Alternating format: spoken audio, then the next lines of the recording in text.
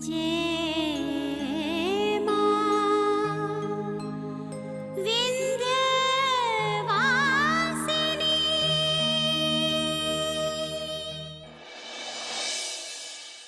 तक आपने देखा, गुंजन विक्रम और मैना से मिलती है और कहती है कि वो लोग सूरजभान को समझाएं कि गौरी की शादी सूरजभान से नहीं हो सकती। इस पर विक्रम और मैना कहते हैं कि वो लोग कुछ नहीं कर सकते। इतने में विक्रम को गौरी का फोन आता है पर वो उठाता नहीं। तब गुंजन कहती है कि दीदी बहुत गुस्से में है। यहाँ गौरी को गुस्सा आ रहा है और दादी के समझाने पर भी कि दोनों भाई आपस में मिले हुए हैं, वो सच्चाई का पता करने निकल जाती है और विक्रम के घर पहुंचती है। पर विक्रम के दरवाजा नहीं खोलने पर वो ये सोच के कि दादी सही कह रही थी, निकल जाती। और तब गुंजन, जो विक्रम और मैना के साथ वहीं छिपी हुई है कि उसने कहा था ना कि दीदी जरूर यहाँ तक आ पहुंचेंगी, इधर गौरी को शिव की बातें याद आती है और उसे अपनी गलती का एहसास होता है कि वो शिव को गलत समझती रही, जबकि शिव तो उसका भला चाहता था। और फिर वो शिव का फोन ट्राई करती है पर वो अनरीचेबल आता है। कमला नीरज को जतन करके हमेशा उसका साथ देने का वादा ले लेती है। इधर सारे परिवार वाले सलाह मशवरा करते हैं कि क्या रास्ता निकाला जाए जिससे ये घर उनके हाथों से निकलने से बच जाए। और मोहन नीरज के सुझाने पर नीरज को कहता है कि वो अपनी बॉस से इस विषय पर बात करे। बॉस फोन पे नीरज की हेल्प करने का वादा करती है। नीरज गौरी से कहता है कि इस सिलसिले में 2-3 जगह जाना पड़ेगा तो तुम भी हमारे साथ चलना।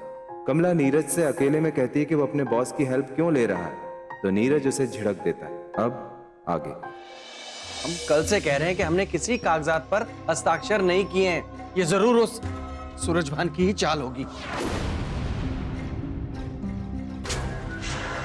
एक काम करते हैं हम, पहले घर में ही कागजों को ढूंढते हैं। असली कागजात तो घर में ही होंगे ना। बाबूजी ठीक कह रहे हैं। हम सबको मिलकर घर के कोने कोने में ढूंढ लेना चाहिए। जी बाबूजी, आप ठीक कह रहे हैं, हमें भी पेपर्स ढूंढने चाहिए। पेपर यहीं से कहीं होंगे। चलो कमला।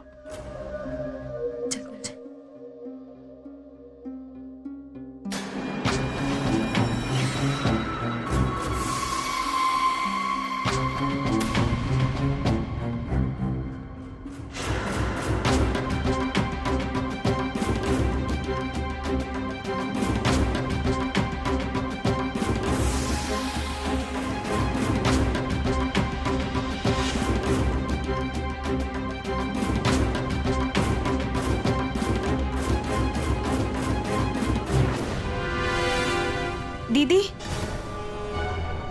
पेपर्स मिल गए। देखा? वो गुंज, ये पेपर्स घर के नहीं, पहले देख तो लिया करो। रखो इसे और दोबारा से ढूंढो।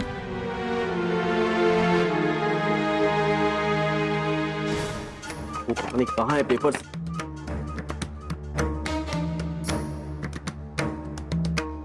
अब तुमको क्या हो गया कमला? पेपर ढूंढने में हेल्प नहीं करोगी हमारी? घर रह के कुछ मिलता ही नहीं यहाँ। समय पे पता नहीं कहाँ रख दिया पेपर। समय पे कुछ मिलता ही नहीं।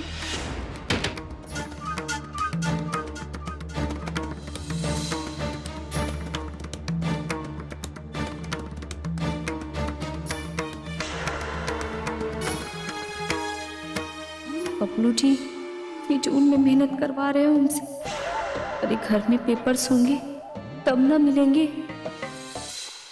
मोहन, हमें तो लगता है कि कागजात घर में है ही नहीं। अगर घर में होते तो अभी तक गौरी, दुल्हन या नीरज ढूंढ कर ले आए होते।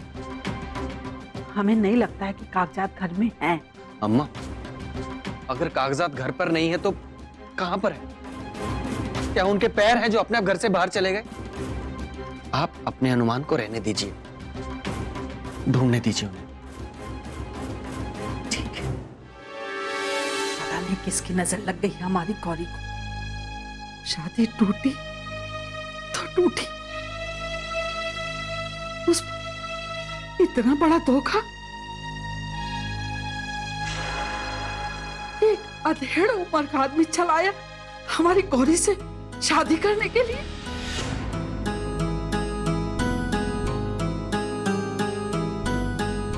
क्या रे दुल्हन, पूरे मिर्जापुर में तुम्हें यही एक रिश्ता मिला था हमारी गौरी के लिए? दादी, आप हम पर क्यों भड़क रही हैं? अरे हमने क्या किया है? हमने कहा था उस बुढ़ऊ से कि आओ और आकर हमारी रिश्ता तो गौरी के लिए तू ही लेके आई थी ना। दादी, तो हमें क्या पता था कि विक्रम की आड़ में सूरज भान गौरी के साथ अपनी सेटिंग करना चाहता है।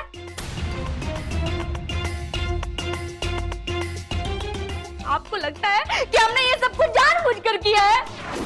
दुल्हन, बस दादी, अब इन सब बातों का क्या फायदा?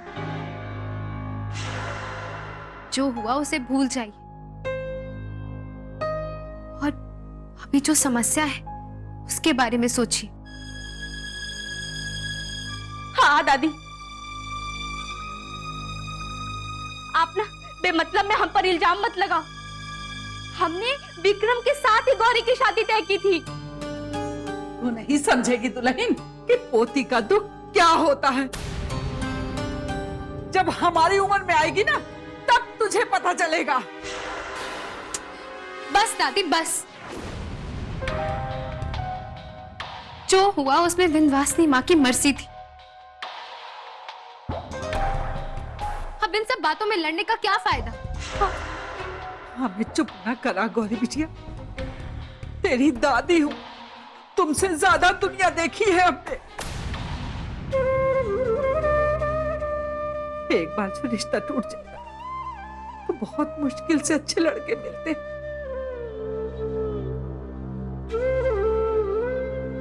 तुम नहीं समझेगी कि इस दुल्हन की वजह से।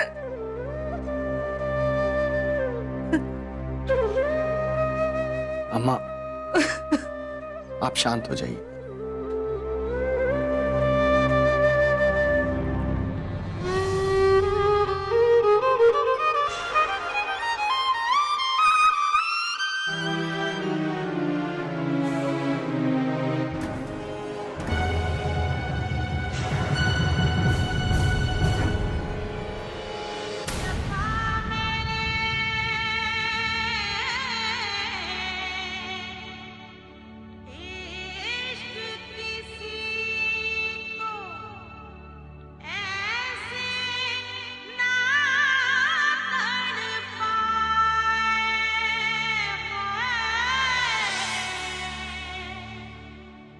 अभी भी टाइम है, जो कहना चाहती हो ना कह दो। मैं चला गया ना, देर हो गई।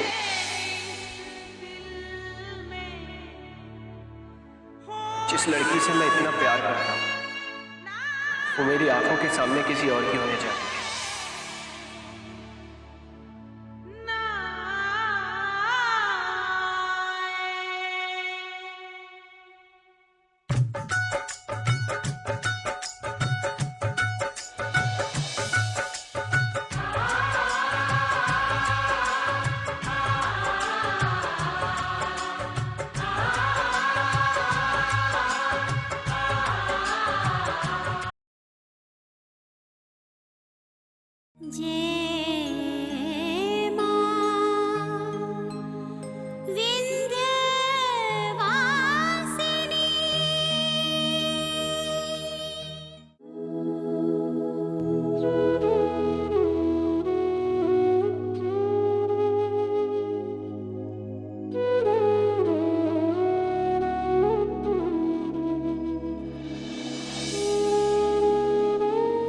अरे इतनी प्यारी सी, सबको हिम्मत देने वाली मेरी दीदी खुद रो रही है। दीदी, अभी कुछ देर पहले आप ही ने दादी से कहा था ना कि जो भी हुआ है विंध्यवासिनी माँ की मर्जी से हुआ है।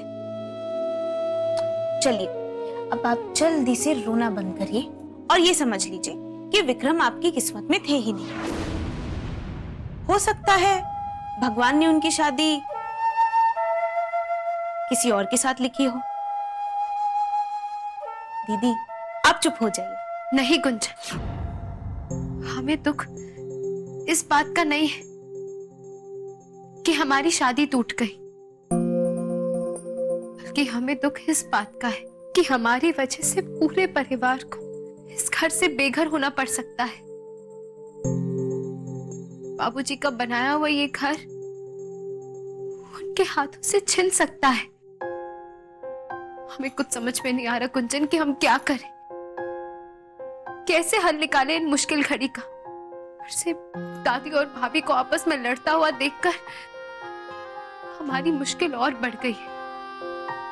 ऐसा लग रहा है जैसे सब कुछ हमारी वजह से हो रहा है, सब कुछ हमारी वजह से।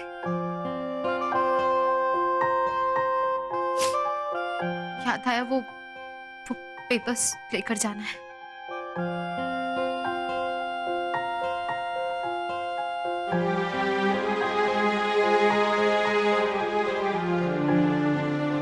गौरी बिटिया, अरे गौरी यहाँ आना। जी दादी, अभी आए।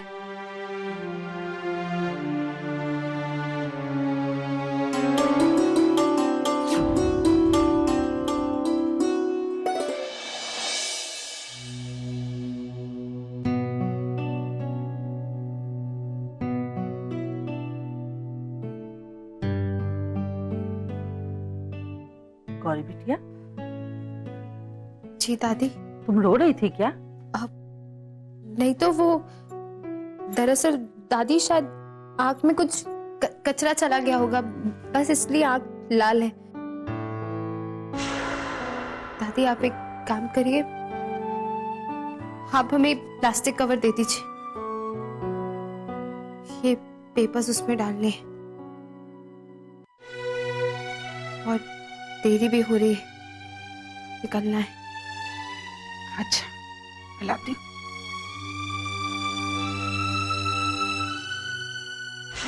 भगवान जाने ये दादी और पोती के बीच इतना गहरा प्यार क्यों है।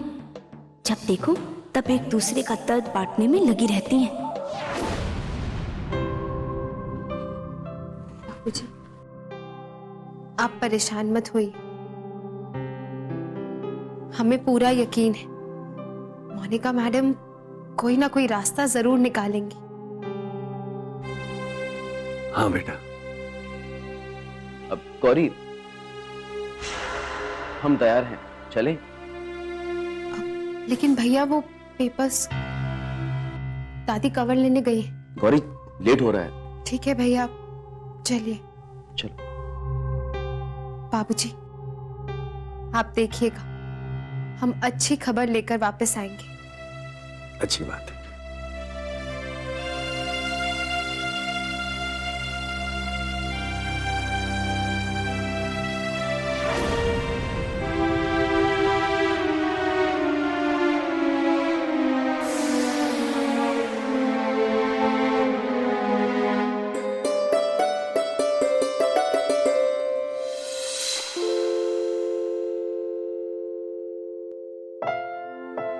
प्लीज सब करें। नीरज बैठे। नीरज, मैंने सारे पेपर्स चेक कर लिए हैं। अब इस पे तुम्हारे फादर के साइन असली है या नकली, ये तो फॉरेंसिक रिपोर्ट के बाद ही पता चलेगा। और उसके लिए हमें पुलिस के पास जाना पड़ेगा। पुलिस के पास मतलब? हाँ नीरज, पर तुम घबराओ मत। लेकिन मैम, इसमें घबराने वाली कोई बात नहीं है, पर अगर हम लोग पुलिस के पास जाएंगे तो केस सॉल्व होने में कितना टाइम लग सकता है, ये कुछ कह नहीं सकते ना। You are right Gauri. लेकिन मैम, हम पहले अपने स्तर पर प्रयास तो कर ही सकते हैं ना। कर तो सकते हैं, और मैं आप लोगों का पूरा साथ दूंगी। अभी ऑफिस में तो बात नहीं हो पाएगी। मैं एक काम करती हूँ कि शाम को घर आती हूँ और वहीं बैठकर आराम से ये बात करेंगे कि आगे क्या और कैसे करना है। ओके? ठीक है मैडम जी, जैसा आप कहेंगी हम करने के लिए तैयार हैं। धन्यवाद madam ji. Thank you ma'am, thank you so much. Gauri, मुझे अभी थैंक यू मत कहो, जब तुम्हें तुम्हारा घर मिल जाएगा तब थैंक यू बोलना। अच्छा नीरज, मैं शाम को घर आती हूँ। Okay madam ji. Okay. Thank you ma'am.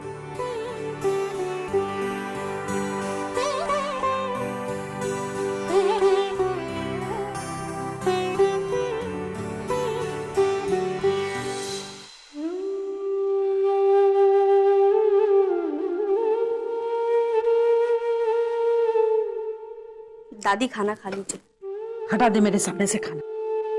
नहीं खाना मुझे तेरे हाथ का बना हुआ खाना। बड़ी आई थी शादी कराने वाली, पूरे घर का भला सोचने वाली।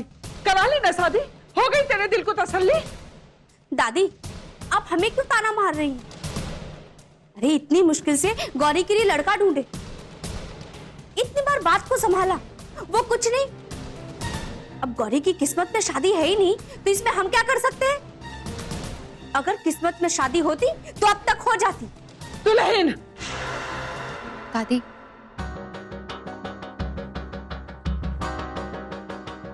मोनिका मैडम ने कहा है कि वो शाम को घर पर आकर सारी बातें विस्तार से करेंगी।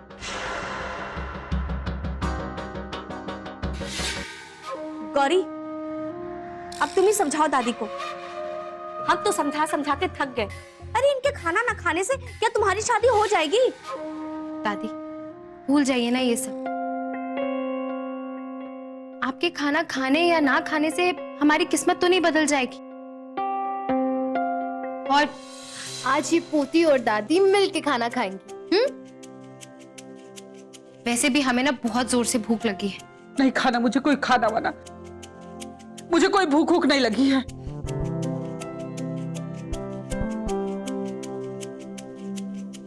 अच्छा तो ठीक है, अगर हमारी प्यारी दादी का मन नहीं है तो फिर हम भी नहीं खाते। ऐसे भूख तो हमें बहुत जोरों की लगी थी।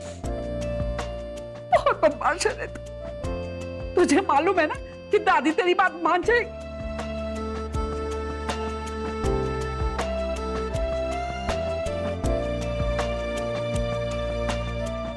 ये दादी और पोती की नौटंकी तो कभी खत्म ही नहीं होती। कर लो, जितनी नौटंकी करनी है कर लो। अगर खून के आंसू ना रुला दिए तो हमारा नाम भी कमला नहीं। वैसे दादी, आपको पता है मोनिका मैम कह रही थी कि उन्होंने वो पेपर्स जांच कराने के लिए भेजे।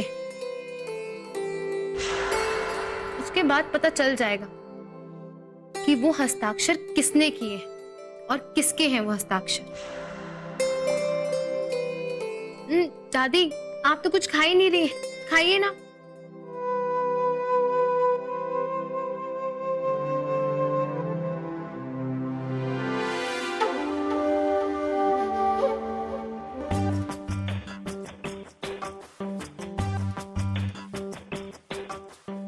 कमला रानी, अब तुम क्या रुलाओगी किसी को खून के आंसू? कमला रानी, यहाँ तो तुम्हारे खुद के रोने के दिन पास आ रहे हैं।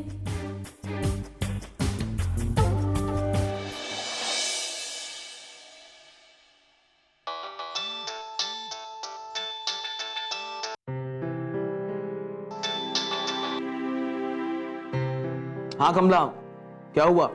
देखो अभी हम बहुत बिजी हैं, बाद में बात करते हैं। अच्छा, तो अब तुम्हारे पास अपनी बीवी से बतियाने का वक्त भी नहीं है। जरा ये बताओ कि वो छिपकली तुम्हारे पास खड़ी है क्या? ओफो, अच्छा बोलो क्या बात है? क्यों फोन किया? ये पूछने के लिए फोन किया है कि उस छिपकली ने क्या कहा पेपर्स के बारे में। मैडम जी ने कहा है कि पेपर्स की जांच करवानी होगी। अच्छा, जांच के बाद क्या पता चलेगा? हमारा मतलब है कि हमारा घर हमें वापस मिल जाएगा ना? अरे हाँ हाँ कमला, सब ठीक हो जाएगा, तुम चिंता बिल्कुल मत करो। मैडम जी ने कहा है कि पेपर्स की जांच करवाने के बाद उस धोखेबाज का पता चल जाएगा। पर हाँ, अब वो सूरज भान हमारा कुछ बिगाड़ नहीं पाएगा। अच्छा, अभी हम बहुत बिजी हैं, बाकी की बात घर आकर करते हैं। फोन रख रहे हैं, बाय। हेलो,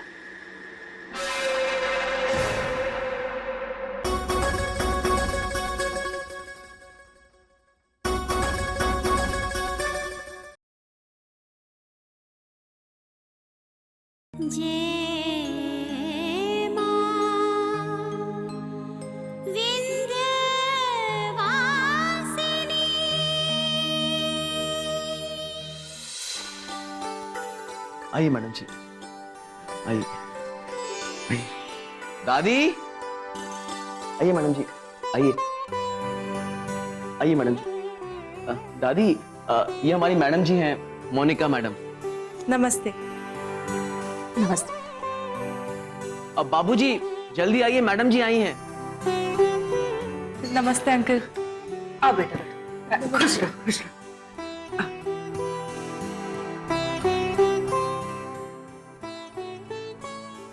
नीरज से आपके बारे में जितना सुना था उससे बेहतर ही पाया आपको। नीरज खुद ही इतने अच्छे हैं, हमेशा ही सबकी तारीफ करते हैं। पता नहीं क्या खूबी दिखी इस औरत में जो पूरे मिर्जापुर में केवल यही मिली मदद मांगने के लिए।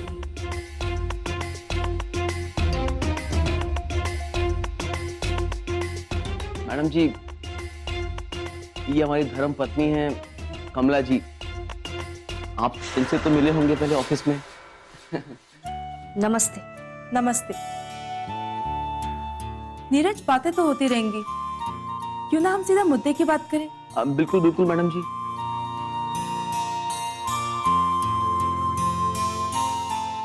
गौरी कहीं नजर नहीं आ रही, घर पर नहीं है क्या? जी वो गौरी आ गई।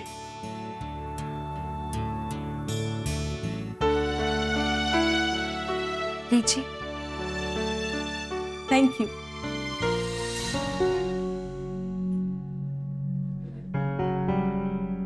मैं ये सोच रही थी, अगर जांच वगैरह को किनारे रखकर अगर ये पता लगाया जाए कि वो पेपर्स उस आदमी को क्या नाम है उस आदमी का? जी सूरज भान मैडम जी। हाँ, सूरज भान। तो इससे ये पता लगाया जा सकता है कि वो पेपर्स उस आदमी तक किसने पहुंचाए, और हो सकता है कि वो कोई आप ही का ही नजदीकी या परिवार का बंदा हो, और उससे गुनहगार तक जल्दी पहुंचा जा सकता है। लेकिन ये हमें कैसे पता चल पाएगा? ये पेपर्स सूरज भान जी तक कैसे और किसके हाथों पहुंचे? ये कौन सा मुश्किल काम है अंकल? सूरज भान को जिसने भी वो पेपर्स दिए होंगे